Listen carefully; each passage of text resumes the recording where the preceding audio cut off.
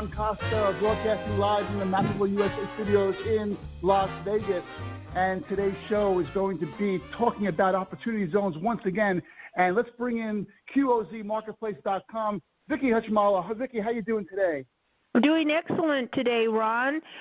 Beautiful day in Las Vegas, and today we have as our guest Gina Gavan, who's the Chief Innovation Officer for the City of North Las Vegas, and we're going to talk about opportunity zones and their impact in North Las Vegas. How are you today, Gina? I am great. Thank you. Very excited to talk about opportunity zones and how they will impact North Las Vegas. Great. Well, Gina, you're the Chief Innovation Officer for the City of North Las Vegas. Is that right? Yes. Okay. So why don't you tell us, first of all, what's your background? How did you get into the whole thing over at North Las Vegas? How did you get into this whole opportunity zones thing? Well, I've been with the city for going on about 4.5 years, and have been focused on economic development, and opportunity zones became something from the new tax reform bill that is a tool to help reinvestment into different mature, blighted areas across the country. Yeah, and North Las Vegas is certainly one that can definitely benefit from this program. I know there's a lot of areas there that need help, and I guess what you guys do is you're facilitating investments into funds there, or what's going on? Yeah, so the thing with, especially for North Las Vegas, the whole intent is to help transformation in these mature areas and to bring economic development in distressed income census tract areas where development might get overpassed for shinier, blingier opportunities. And what we have in North Las Vegas is we've got 5 different census tracts.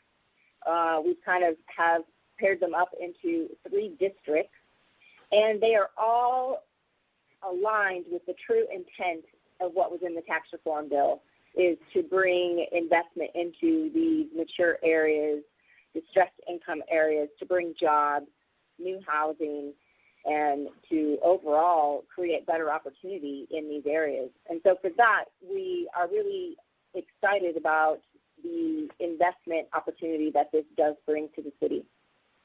Yeah, what size are the opportunities that you have? What size of area do they cover? Well, ours are in what we would call Ward 1 and Ward 2. So we have 5 tracks, 3 areas, and we call these areas the D-Love district. So our downtown, which has a couple of census tracts, and then our North 5th district, and then our G5 district, because that district has a census tract that is around the North Las Vegas airport and has some great vacant land available. Well, and just so the folks who are listening to us understand, North Las Vegas is its own municipality that's adjacent to the city of Las Vegas. So even though it's connected to Las Vegas, it's a separate entity of its own with its own opportunity zones that are different from those in Las Vegas proper. Is that correct? Yes. So in the state of Nevada, so each state was able to nominate census tracts based on criteria that was in the bill. And for North Las Vegas, we actually had 21 census tracts eligible, and we nominated 5, and we did receive all 5. Now, we could have nominated all 21, but knowing that the state of Nevada only had 61 census tracts eligible, and that has to cover the whole state. So the city of North Las Vegas received opportunity zones, Clark County, city of Las Vegas, Henderson, you name it. So how did you decide of all of the census tracts that were available, how did you pick the ones that you actually nominated? Well, this is one where it was somewhat of a tough decision because we really had a case for all of them.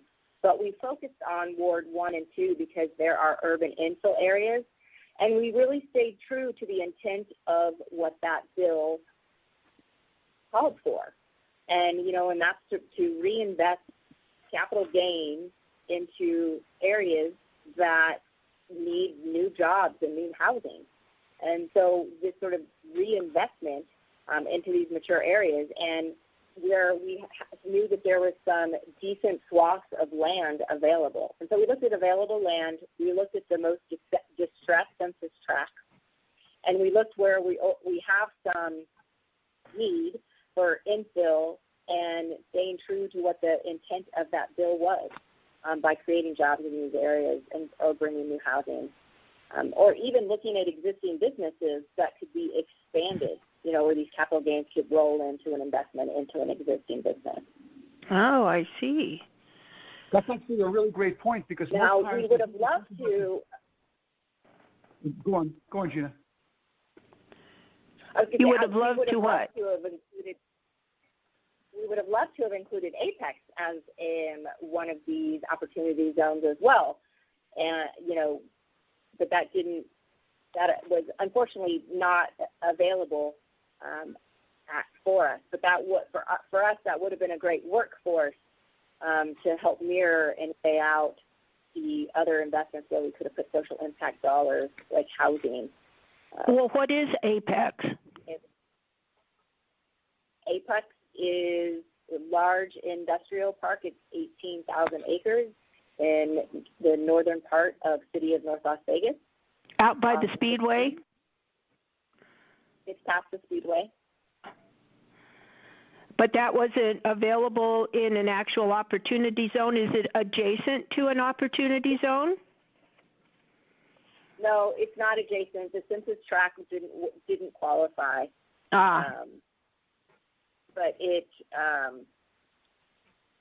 But there was an example of like up north where Trick and switch a census tract and change the eligibility and have that industrial park become an opportunity zone. So somewhat of an unfair advantage. But you know what? North Las Vegas is used to being underdogs, and always bet on the dark horse. That's right. It's in Vegas. Yeah, absolutely. Gina, what I was going to say before was, you talk about these investments. Most of the time we talk about investments into real estate and real estate development, et cetera. But part of Opportunity Zone is also investing into businesses as well. Businesses that are in that area also qualify for Opportunity Zone investment. So are you doing anything specifically to attract businesses themselves to maybe relocate there or to come in there? Are there any kind of incentives or anything like that? You know what? So, no, there aren't any. Currently, there are not any local incentives to match the Opportunity Zone. But I'm going to contradict myself because we don't have any cash incentives, but what the city has done is already streamline a lot of our permitting process to be able to get shovels in the ground faster, so we understand the time value of money and being able to get people operational sooner rather than later. So that's sort of one of our soft tangibles that we apply to any development that comes across our door. But as far as how we're out marketing, a lot of it is marketing these opportunity zones. It's working with the funds, it's working with the landowners, it's working with the brokers and the site selectors, our regional authority, which is LVGEA, working with the Governor's Office of Economic Development, even the utility companies, because they have leads that come in through different various sources. And so it's really looking at the collective about who's seeking opportunity, who has access to the capital, and then do they have gains to roll into, whether it's land or an existing business or housing. And that's very important since there's a lot of time restrictions in using opportunity zones and starting and when you can start and how you can invest and the funds you can invest. You have to streamline the process or nobody would do anything. Yeah, there's more strength in the more time that you have into a project, right? So, 10 years is kind of the cherry on top to make a lot of this work for people. But you can also gain benefit, the tax advantage, even if you're in it for 7 years. And there are other, and I'm not a tax attorney or a CPA, and so we always recommend that people seek those professional services and those with those expertise and skill sets that can advise them. We can help direct them to the right kind of opportunities that we see within our city and to the landowners or to the right broker. But, we don't actually have control over a lot of the land that is in these zones. So we're really, I look at it like we're conductors of an orchestra. So we have a lot of tools. We have a lot of people that are playing the instruments in the symphony, but we're not necessarily the ones playing all the instruments. Yeah, right. What's good about that, Gina? The conductor of the orchestra gets all the credit when it's a good thing. So there you go. Right? There's that. Have them have all the credit. We just want to make sure the score is perfect and in harmony.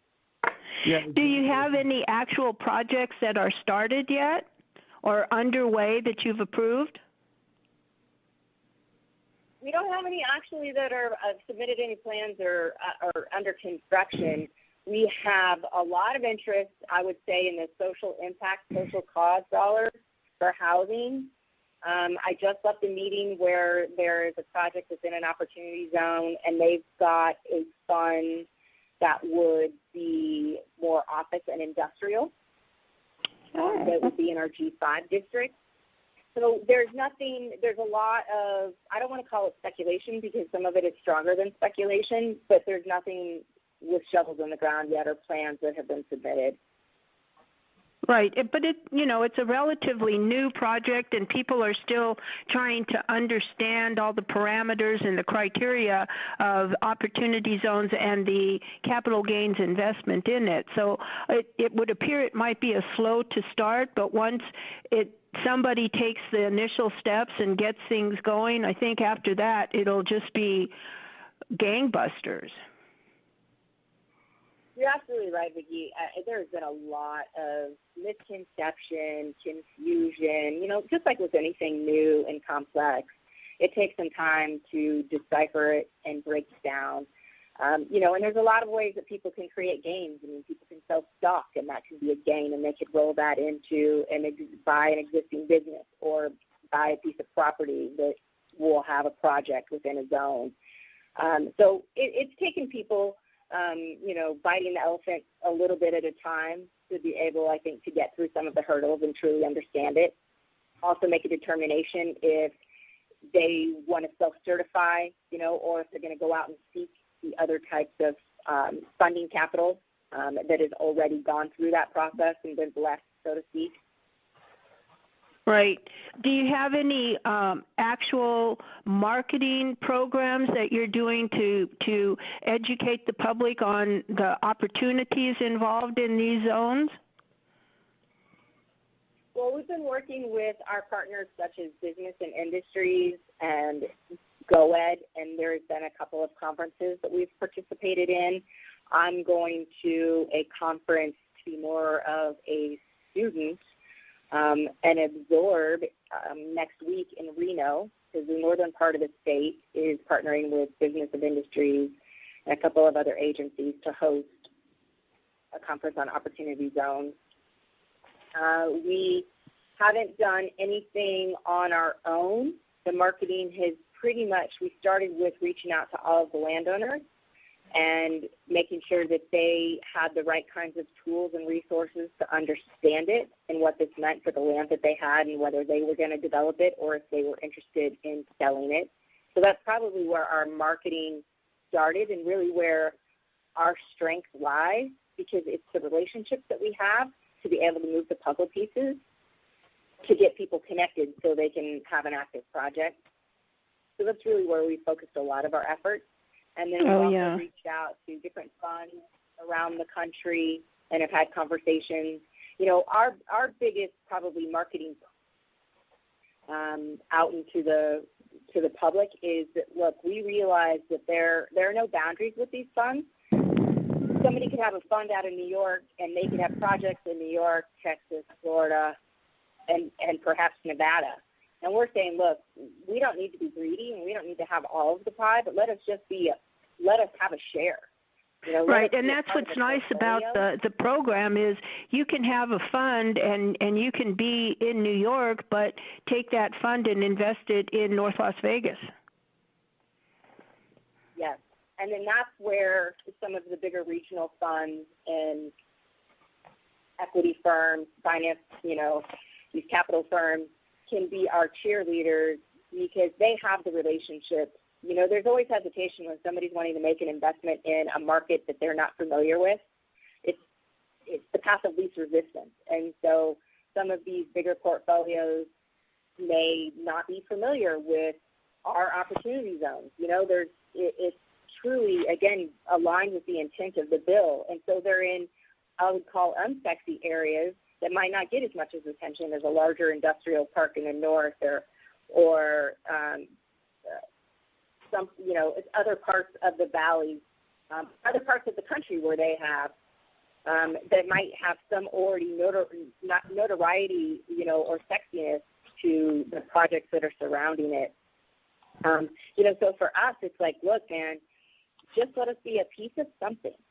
Let's not let this opportunity go by. Like, we don't have to have everything, but just being a part of something and allowing for, you know, shared prosperity and economic renewal, which is kind of been our little motto, you know, economic renewal and shared prosperity, that makes a difference. And it makes a difference to our residents and constituents and taxpayers, you know, here, and it adds better quality of life.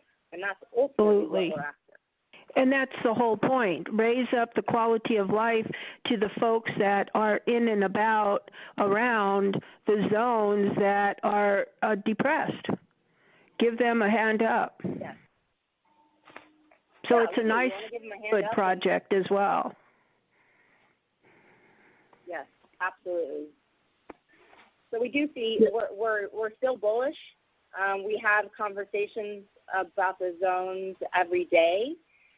We get a lot of questions because there is still miscommunication out there. I think people are sorting through the facts and the data and weighing the pros and cons. But if we just look at what we have in our quiver within these zones, you know, there's about 400 acres of vacant land if you put our 5 census tracts and our 3 districts together. Oh, so you have a lot of undeveloped real estate as well. Yeah, all of that approximately that 400 acres is all undeveloped real estate, or all land we want to turn it into. Interesting. Yeah, it really is. And Gina, I think you nailed it before with the Opportunity Zone funds, because a lot of these funds, man, all you got to do is get in front of them, because a lot of them are nationwide, and you know, we list them on the QOZ marketplace on that website under the fund list, and some of those funds are really significant numbers. You know, 50 million, 100 million, 200 million. Some of these guys could probably take down a whole project all by themselves in your area. They just have to be aware of it. So something like you know, being a seed out there and doing marketing and getting eyeballs on the project may be just what you guys need. That's really about it. So, right? I mean, some of these funds are really, really strong. Yeah, absolutely. I mean, just like we want to be a piece of it, you know, I mean, these portfolios are going to be, you know, they're going to be somewhat balanced, not balanced in 50-50, but, you know, they're going to have a portion of commercial. They're going to have they may have a portion of industrial, housing, retail component in there, you know, and so we're saying, look, we already have identified that we have the commercial, the office, the retail, the housing. We can check all of those boxes, and so let us just be a share of a portion of however that portfolio needs to balance out. Yeah, it's really amazing. And I have another question for you before we kind of wrap this up. Some of these people you mentioned before earlier in the podcast, they're landowners. These are people who they own land in an opportunity zone. Most of them, I would imagine, probably don't even know it. And even when you send out the flyers you were talking about, the letters to the prospective to these landowners, when they see that, what do you think the percentages of people who look at that letter and say, "Oh yeah, I knew that already"? Probably very small, right? The landowners are a little bit more sophisticated, a lot of them that we have, because they own land in other parts of the valley or other parts of North Las Vegas, them being legacy. Right. But are they taking the opportunity for what it is and making use of it? Well, they're willing to sell their land for the right development, and some of them have been looking into themselves whether they should self-certify, or if they want to access create their own funds. Right. Yeah, some of them have looked into that. But I think where you were going on was that, it's the residents that they don't really understand what this means to them. Right. And I think just across the country, that it would, it behooves communities to educate their constituents so people really can hear from the community themselves about those needs, but also to assure them that this doesn't mean anything besides it's an opportunity to turn blight into bling. Right, and I think that might be the one of the biggest hurdles, is to just make sure that this is a good thing, this is a legitimate thing, this is not a scam, nobody's going to take advantage of you. All that it is giving you a better life, or the people who live in and around the areas. Yes, right. Yes. Right. And and for us, we haven't convened the residents in some of these areas yet. And mostly because it's kind of like the cart before the horse. Like, let us get some legitimate projects that are following the guidelines of what opportunity zones are intended for. And then I think there can be an educational piece of working with the electeds in those particular wards, and having an outreach, or a workshop, then for the residents in that area. But to go out and get their hopes up, or to make promises that then aren't for us to keep, we want to make sure that we're not misleading or misrepresenting. And so for right now, our focus has just been to have the right conversations with the right people that are administering the funds, the right kind of landowners, business operators, and to make sure that people understand that we're very vigilant on this shared prosperity and economic renewal. Right. So if anyone out there is listening and they're a fund manager, or they're a landowner, or a real estate developer, or whatever, how do they get in touch with you? How can they get more information on this for what you guys are doing? Sure. So my direct line is 702-633-1528 at the City of North Las Vegas. They can also call our assistant, which is Donna Gamble, and she can help facilitate the phone calls to my economic development team and myself. And that number is 633-1523. Great. And you guys have a website? cityofnorthlasvegas.com. There you go. Can't go wrong with that one. That's easy to remember. And what I'm going to do is I'll put all these links and everything into the show notes, so people who are watching this from mappableiusa.com, they can see it right in front of them, and they can get in touch with you whenever they want. But this has really been really interesting. Vicki, every time we do one of these podcasts, I sit back and I'm like amazed at what people are up to and what they're doing. That's one of the great reasons of doing this. I love it. It is, because even though it's like, the concept is universal, but how each area applies it. When we talked to Sheldon Mudd up in northern Nevada, and he's working on a project to do a shrimp farm, and then we talked to people like Gina who are working just in community development, and then we have people in Henderson who are working on redoing their whole downtown. So it's just a nice variety that covers everything, but every project and every it's so interesting because it's individual, even though you'd think it would just be all the same everywhere. It's not. Exactly. So that's what makes it unique, right? Exactly. Well, Gina, I'm really thankful that you took the time to be on the show with us today. Hopefully we'll have you on again as all these projects develop and we get more and more news. I hope you become a friend of the show. Thank you very much. We appreciate the opportunity to speak about it. Great. Everyone out there, Vicki, thanks again for co-hosting the site. You're listening to the Mappable USA podcast. We're at mappableusa.com. You can go to the website, scroll down. There's a whole bunch of syndication sources. You can click on the one you like best and subscribe so you don't miss any of the episodes. And if you want to be a guest in the show, there's a button there. You can click on that, fill out the form, and we'll see what we can do about getting you on as a guest. If you want to ask a question, there's a way to ask a question. We really appreciate your listening and your involvement with the Mappable USA podcast, and we hope to see you again on our next Mappable USA podcast. Have a great week, everyone.